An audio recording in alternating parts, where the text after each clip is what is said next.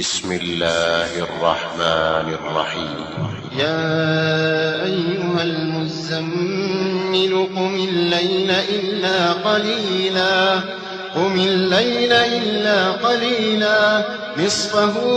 أو انقص منه قليلا أو زد عليه ورتل القرآن ترتيلا إنا سنلقي عليك قولا ثقيلا إن ناشئة الليل هي أشد وطئا وأقوم قيلا إن لك في النهار سبحا طويلا واذكر اسم ربك وتبتل إليه تبتيلا رب المشرق والمغرب لا إله إلا هو فاتخذه وكيلا رب المشرق والمغرب لا إله إلا هو فاتخذه وكيلا واصبر على ما يقولون واهجرهم هجرا جميلا وذرني والمكذبين أولي النعمة ومهلهم قليلا إن لدينا أنكالا وجحيما وطعاما ذا غصة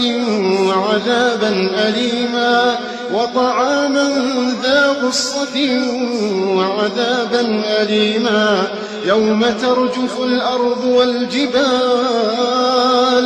يوم ترجف الأرض والجبال وكانت الجبال كثيبا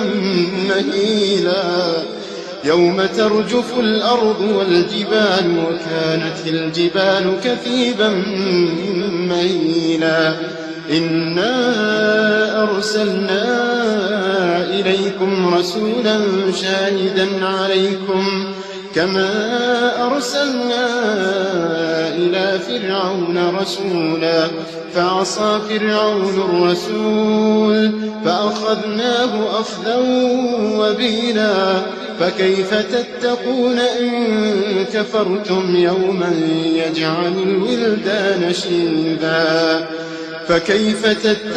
إن كفرتم يوما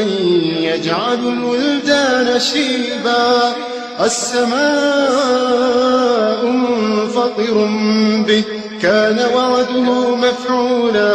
إن هذه تذكرة فمن شاء اتخذ إلى ربه سبيلا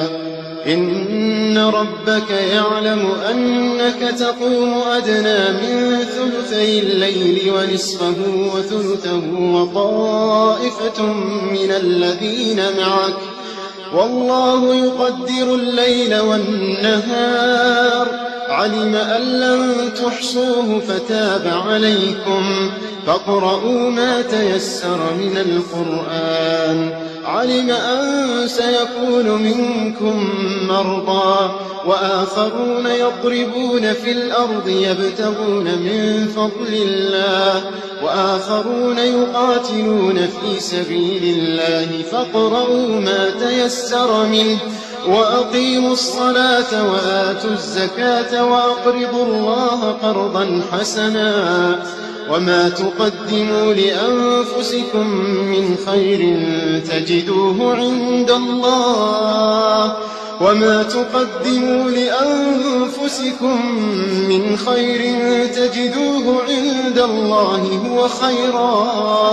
هو خيرا وأعظم أجرا واستغفروا الله إن الله غفور رحيم.